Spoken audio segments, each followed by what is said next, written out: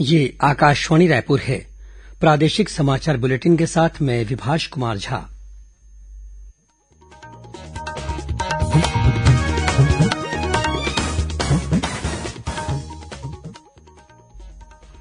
और अब पेश है आज के मुख्य समाचार। प्रधानमंत्री नरेंद्र मोदी ने कहा, 100 करोड़ कोविड टीके लगाने का आंकड़ा पार करने के बावजूद महामारी के खिलाफ देश की लड़ाई अभी खत्म नहीं हुई। प्रदेश में हुक्का बार पूरी तरह से प्रतिबंधित किए जाएंगे। 2.5 वर्षों से एक ही स्थान या थाने में पदस्थ पुलिस अधिकारियों कर्मचारियों का तबादला किया जाएगा। मुख्यमंत्री ने एसपी कॉन्फ्रेंस में दिए निर्देश। रायपुर से भोपाल के लिए सीधी विमान सेवा आगामी 2 नवंबर से शुरू होगी। और सुकमा जिले में सुरक्षा बलों ने माओवादियों द्वारा 50 गड्ढों में लगाए गए 1000 स्पाइक बम बरामद किए। अब समाचार विस्तार से। प्रधानमंत्री नरेंद्र मोदी ने कहा है कि 100 करोड़ कोविड टीके लगाने का आंकड़ा पार करने के बावजूद महामारी के खिलाफ देश की लड़ाई अभी खत्म नहीं हुई है। उन्होंने कहा कि सभी को कोविड दिशा निर्देशों का पालन सुनिश्चित करना चाहिए। आज सुबह राष्ट्र को संबोधित करते हुए प्रधानमंत्री ने त्योहारों के दौरान लोगों से पूरी सतर्कता और सावधानी बरतने की अपील की। कवच कितना ही उत्तम हो, कवच से सुरक्षा की पूरी गारंटी हो, तो भी जब तक युद्ध चल रहा है हथियार नहीं डाले जाते।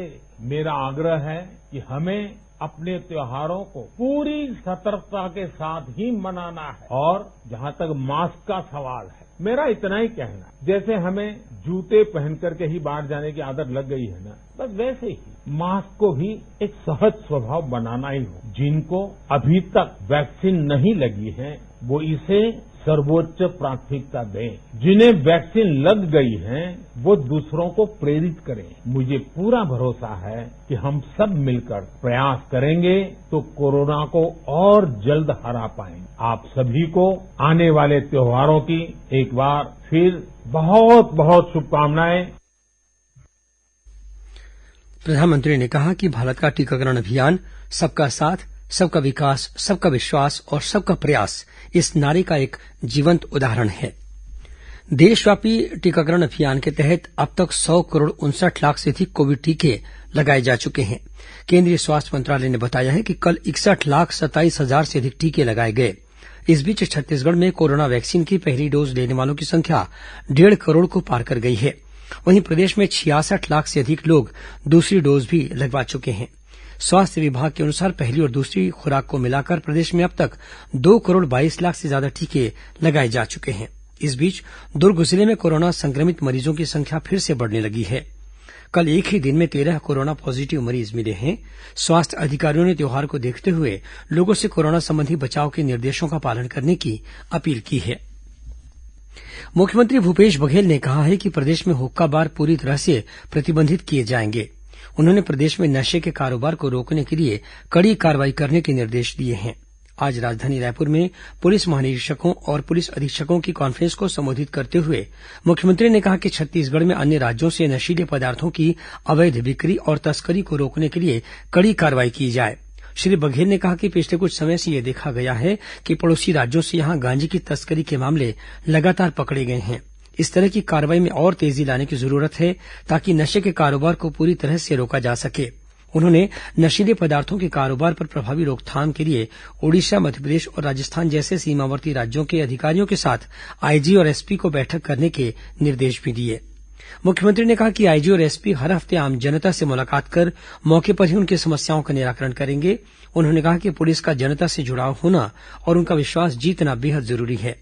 श्री बघेल ने यह भी कहा कि पुलिस की व्यवस्था को और गतिशील बनाने के लिए 2.5 वर्षों से एक ही स्थान पर या थाने में पदस्थ पुलिस अधिकारियों और कर्मचारियों का जल्द ही तबादला किया जाएगा।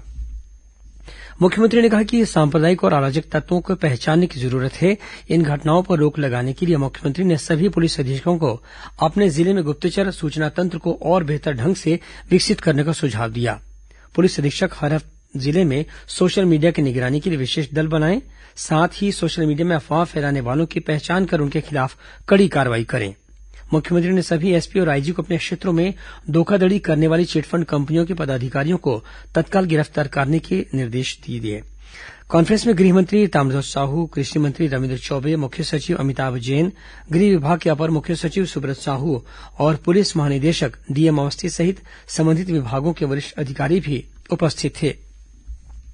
श्रोताओं, आजादी के अमृत महोत्सव के तहत प्रादेशिक समाचार एकांश आकाशवाणी रायपुर द्वारा आयोजित किए जा रहे प्रश्नोत्तरी कार्यक्रम की श्रृंखला के तहत आज की कड़ी का प्रश्न पूछने से पहले हम ये बताना चाहेंगे कि श्रोताओं को एसएमएस या ईमेल के जरिए अपने जवाब के साथ अपना नाम और पता भी भेजना अनिवार्य है। जिस प्रतिभागी का जवाब बिना नाम या पते के प्राप्त होगा उसके जवाब को स्वीकार नहीं किया जाएगा। तो श्रोताओं, आज का प्रश्न है, असहयोग आंदोलन के दौरान महात्मा गांधी के आह्वान पर रायपुर में स्वाधीनता सेनानियों द्वारा कौन सा राष्ट्रीय विद्यालय स्थापित किया गया? आप अपने जवाब ईमेल या एसएमएस के जरिए भेज सकते हैं।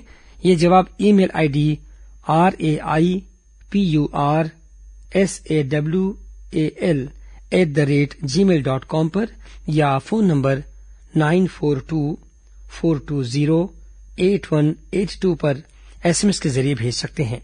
श्रोताओं को सिर्फ एसएमएस या ईमेल के जरिए ही जवाब भेजने हैं, व्हाट्सएप के माध्यम से नहीं। जिस श्रोता का सबसे पहले सही जवाब प्राप्त होगा उसे विजेता माना जाएगा और उसके नाम की घोषणा कल प्रसारित होने वाले प्रादेशिक हिंदी समाचार बुलेटिन में की जाएगी। साथ ही उसे प्रादेशिक समाचार एकांश की ओर से डिजिटल प्रमाण पत्र भी जारी किया जाएगा। प्रादेशिक समाचार आप आकाशवाणी रायपुर से सुन रहे हैं और अब आगे बढ़ते हैं बाकी के समाचारों की ओर। रायपुर से भोपाल के लिए सीधी विमान सेवा आगामी 2 नवंबर से शुरू हो रही है। इस संबंध में दुर्ग के सांसद विजय बघेल ने अपने दिल्ली प्रवास के दौरान केंद्रीय नागरिक उड्डयन मंत्री ज्योतिरादित्य सिंधिया से मुलाकात कर रायपुर एयरपोर्ट में सुविधाएं बढ़ाने सहित छत्तीसगढ़ में हवाई सेवा के विस्तार से संबंधित विभिन्न विषयों पर चर्चा कर अपनी मांगें रखी थी।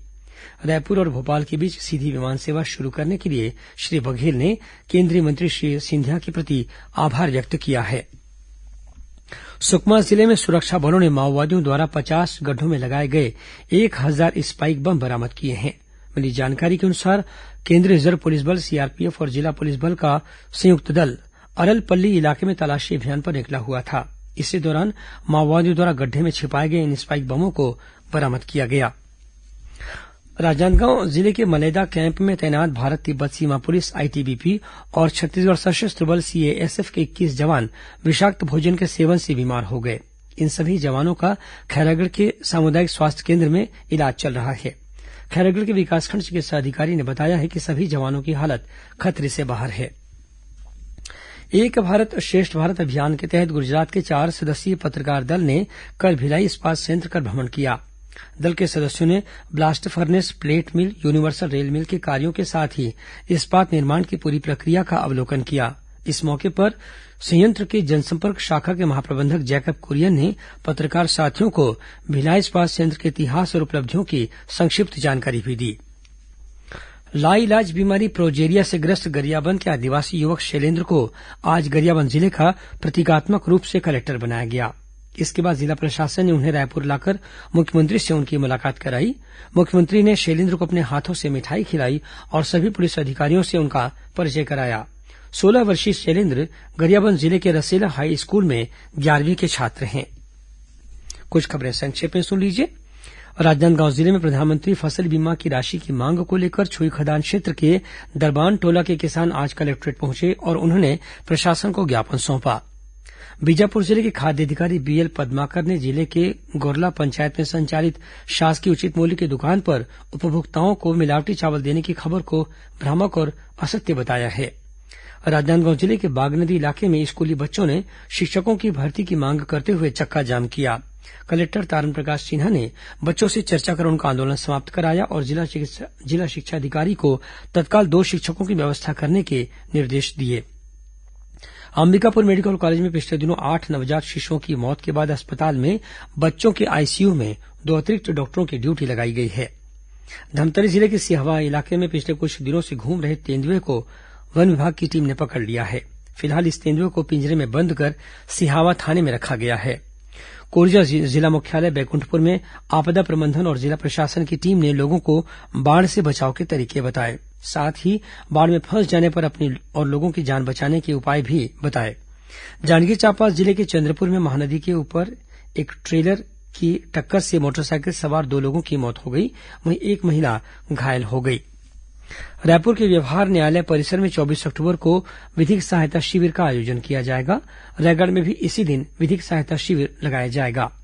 राष्ट्रीय अनुसूचित जनजाति आयोग नई दिल्ली के अध्यक्ष हर्ष चौहान आज से 25 अक्टूबर तक छत्तीसगढ़ के प्रवास पर हैं। रायपुर पुलिस ने शासकीय और अर्द्वशासकीय नौकरी दिलाने के नाम पर युवाओं से पैसा लेने की शिकायत के आधार पर एक निजी कंपनी के 4 डायरेक्टरों को गिरफ्तार किया है। सैनिक स्कूल अंबिकापुर में आगामी शैक्षणिक सत्र के लिए 6वीं कक्षा में प्रवेश के लिए 26 अक्टूबर तक आवेदन किए जा सकते हैं। दक्षिण पूर्व मध्य रेलवे के बिलासपुर मंडल के सीआईसी सेक्शन में आवश्यक मरम्मत कार्य के कारण कल बिलासपुर कटनी पैसेंजर ट्रेन और अंबिकापुर जबलपुर एक्सप्रेस सहित कुछ गाड़ियों का परिचालन प्रभावित रहेगा। कोंडागांव में बीते 10 अक्टूबर से चल रहे हस्तशिल्प महोत्सव के अंतर्गत 24 अक्टूबर को फोटोग्राफी प्रतियोगिता होगी। इसमें कोंडागांव की कला, संस्कृति और वन्य जीव पर आधारित फोटोग्राफ शामिल किए जाएंगे। कोंडागांव में ही आगामी 27 अक्टूबर को रोजगार मेले का आयोजन किया जाएगा। इसमें विभिन्न फर्मों द्वारा 465 पदों पर भर्ती की जाएगी। जांजगीर चांपा जिले के बाराद्वार नगर पंचायत में डायरिया से पीड़ित 60 मरीज मिले हैं। पीड़ितों का इलाज शिविर लगाकर किया जा रहा है। और राजनांदगांव जिले की सीमा से लगे महाराष्ट्र के सालेकसा दर्रेकसा के बीच कल सुबह एक मालगाड़ी पटरी से उतर गई। इससे यात्री गाड़ियों का परिचालन प्रभावित हुआ। दुर्ग तारसा पैसेंजर ट्रेन को डोंगरगढ़ में ही रद्द कर दिया गया। वहीं निपनिया लोकल ट्रेन भी रद्द करनी पड़ी। अंत में मुख्य समाचार एक बार फिर। प्रधानमंत्री नरेंद्र मोदी ने कहा, 100 करोड़ कोविड टीके लगाने का आंकड़ा पार करने के बावजूद महामारी के खिलाफ देश की लड़ाई अभी खत्म नहीं हुई। प्रदेश में हुक्का बार पूरी तरह से प्रतिबंधित किए जाएंगे। 2.5 वर्षों से एक ही स्थान या थाने में पदस्थ पुलिस अधिकारियों और कर्मचारियों का तबादला किया जाएगा। मुख्यमंत्री ने एसपी कॉन्फ्रेंस में दिए निर्देश। रायपुर से भोपाल के लिए सीधी विमान सेवा आगामी 2 नवंबर से शुरू होगी। और सुकमा जिले में सुरक्षा बलों ने माओवादियों द्वारा 50 गड्ढों में लगाए गए 1000 स्पाइक बम बरामद किए। इसी के साथ प्रादेशिक समाचार बुलेटिन समाप्त हुआ। नमस्कार।